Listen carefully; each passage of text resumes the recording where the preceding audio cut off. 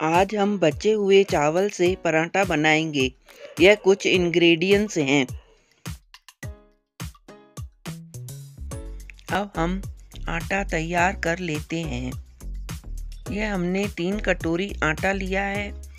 आधा चम्मच नमक, थोड़ा थोड़ा पानी डालकर डो तैयार कर लेंगे। आटा हमें सॉफ्ट लगाना है, जैसे नॉर्मल रोटी के लिए लगाते हैं।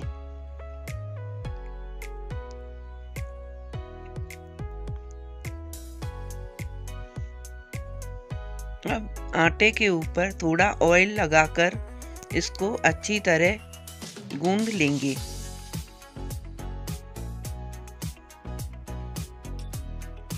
अब हम गैस के ऊपर कढ़ाई रखकर 2 चम्मच ऑयल डाल देंगे। आधा चम्मच जीरा।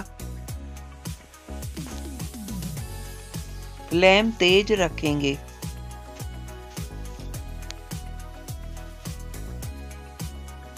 जीरे को ब्राउन होने देंगे।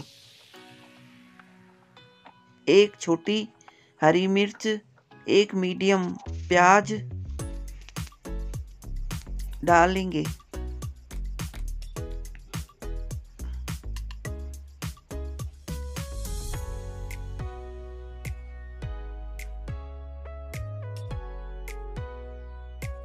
प्याज हरी मिर्च को थोड़ा सौटे कर लेंगे।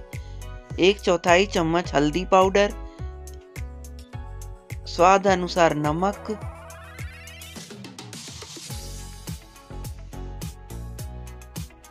आधा चम्मच लाल मिर्च पाउडर,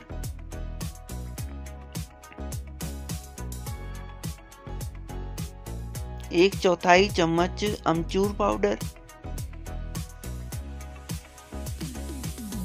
डालकर 1 कटोरी चावल की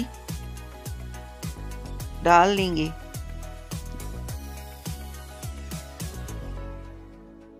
चावलों को मसाले के साथ अच्छी तरह मिक्स कर लेंगे।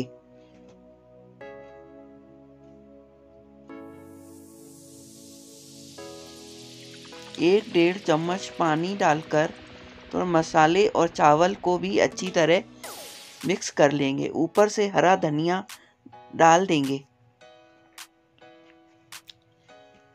अब हमने जो दूसरी कटोरी में चावल रखे थे उसको भी तैयार कर लेते हैं। 1 मीडियम प्याज, 1 छोटी हरी मिर्च, हरा धनिया,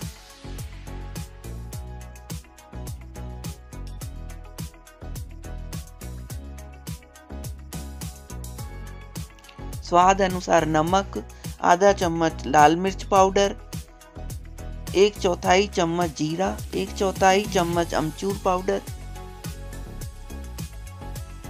अच्छे से मिक्स करके तैयार कर लेंगे। दूसरी स्टफिंग भी तैयार हो गई।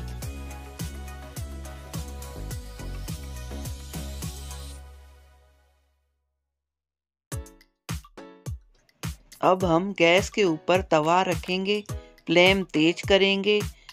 आटे की लोई बनाकर छोटी सी रोटी बेल लेंगे। रोटी के ऊपर ऑयल लगाकर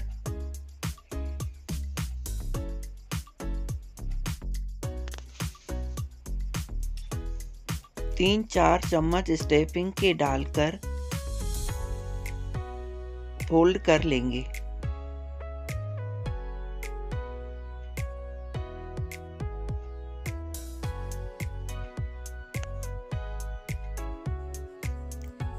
आटे में डिप करके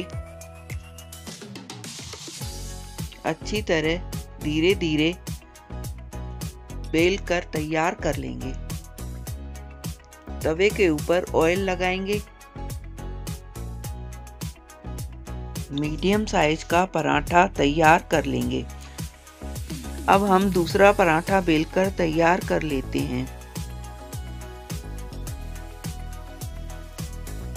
पराठे को दोनों तरफ से सेक लेंगे। यह पराठा झटपट तैयार हो जाता है और खाने में भी टेस्टी लगता है। अब हम पराठे को दूसरी तरफ से सेक लेंगे।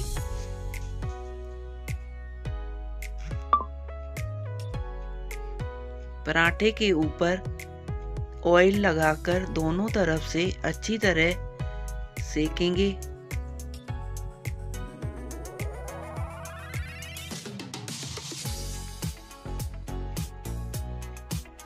अब हम गोल्डन होने तक इसको अच्छी तरह सेक लेंगे। जब मेरे बच्चे छोटे थे तब मैं उनको लंच बॉक्स में बनाकर दिया करती थी और बड़ी शौक से खाते थे।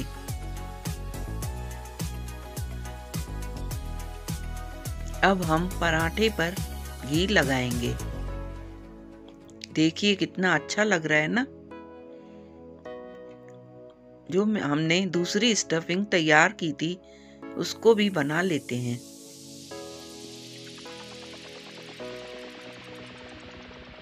इसको अच्छी तरह से फोल्ड करके बंद कर लेंगे।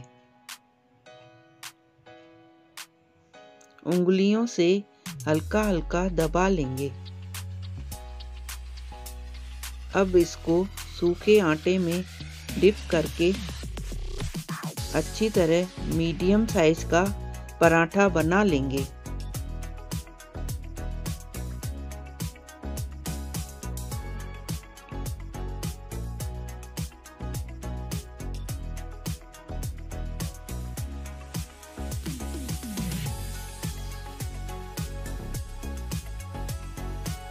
दोनों तरफ अच्छी तरह सेक कर तैयार कर लेंगे।